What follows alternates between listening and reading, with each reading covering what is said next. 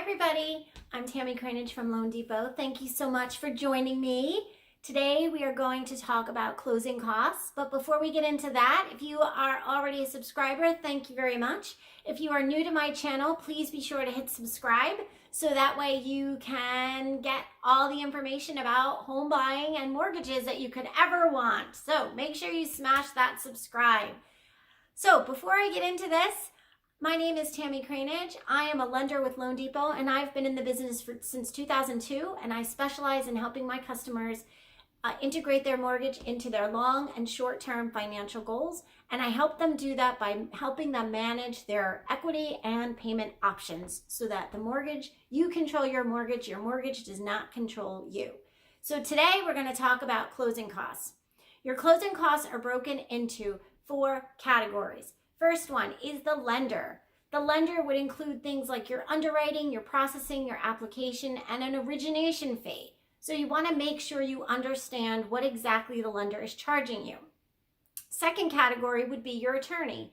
In Connecticut, there are in Connecticut, you have 1 attorney. In New York, you have 2 attorneys. You've got the attorney who represents you, but you also have to pay for the attorney who represents the bank. The third category would be your third-party fees.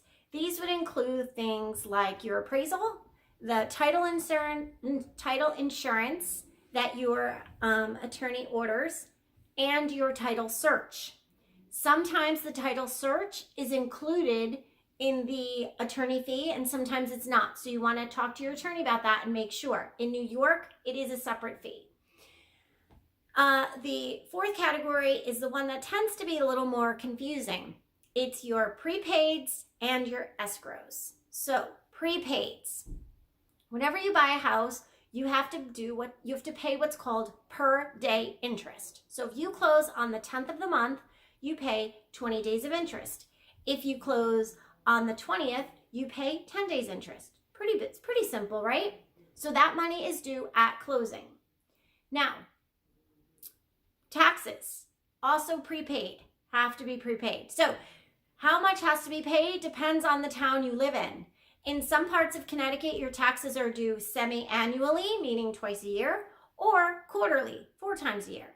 In New York, you have school tax, county tax, state tax, due all different times of the year. So depending on when your taxes are due will determine how much is collected at closing. So for simplicity, let's say your taxes are due in June and in January. You're closing in March.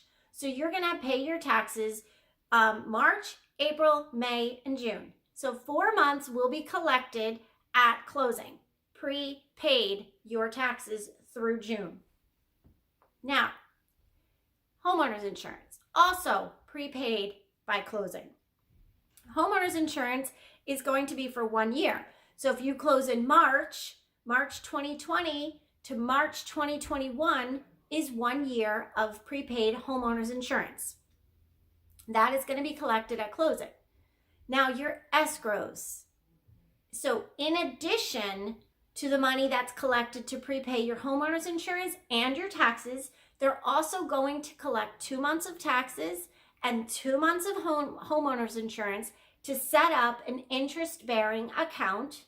Not a lot of interest, but it's still interest-bearing, an interest-bearing account. So then when your taxes come due in June, January, whatever, they're going to pull from that escrow account, like a savings account. So they're going to pull the money from there, and then when you get the bill from the town, it will say 0 due because it's going to be paid from your escrow account. Same thing with your insurance. When your insurance is due, they're going to pull from your escrow account to pay your homeowner's insurance when it's due next year. So, how much are my closing costs going to be? Great question.